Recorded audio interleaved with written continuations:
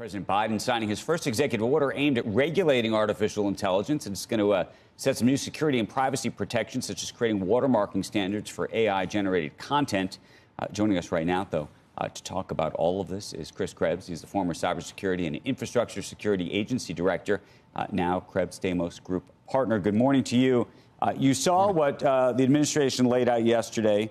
There's been a lot of, let's say, public discussion for the last several months about the need to regulate this. But at least in the private discussions I had yesterday with folks in this space, there was a sort of an undercurrent of, oh, my goodness, is all of this going to go too far now? Are we going to be getting, subpoenas and requests for all sorts of information that we didn't anticipate or expect, and that this is going to slow things down? Did you have the same conversations I did yesterday?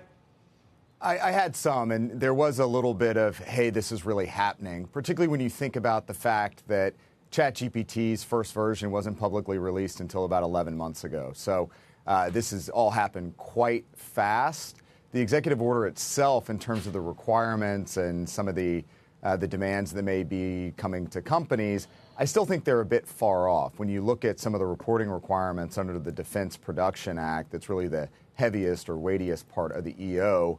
It applies to models that practically don't exist yet.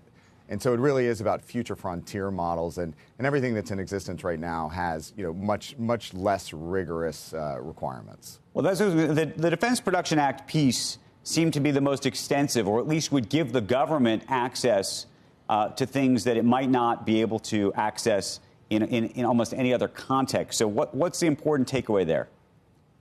I was a little taken aback by the DPA requirement. The DPA, the Defense Production Act, it applies to national security, to what the Pentagon can access when and where, but also Homeland Security and FEMA.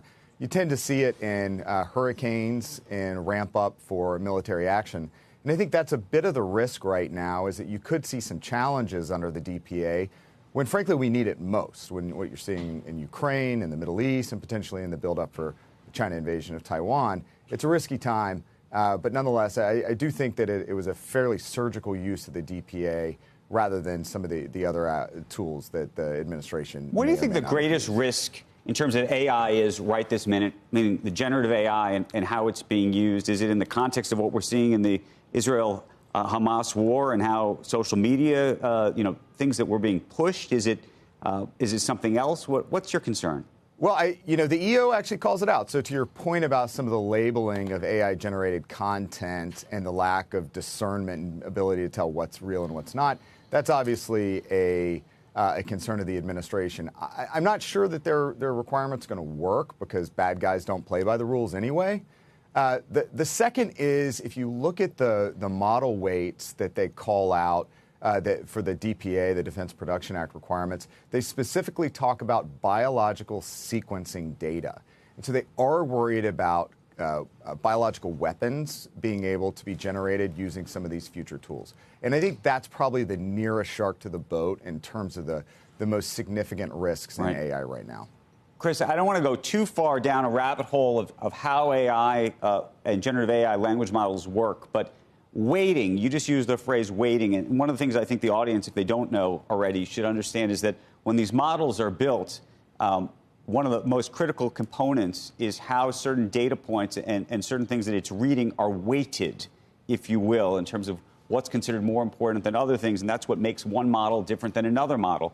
Those are considered, those weighting, those sort of weighting indexes, if you will, are considered some of the most important, if not competitive, components of these models, meaning how OpenAI weights things compared to how Google weights things, compared to how Meta weights things. That's a very important sort of competitive component. What is the risk to the various companies that those sort of weighting issues become public in some way? Once you get past the compute power and the networking speed, it's the weights that are the entire ball game. And so the executive order requires red teaming, which is just a security phrasing for checking on the security of the systems around those weights to ensure that they can't leak out. Because if they do leak out, once something's on the internet, it's on the internet forever. And we've got to protect those weights, because if they do get into the wrong hands, that's going to be a significant capability in those that we may not trust with that information.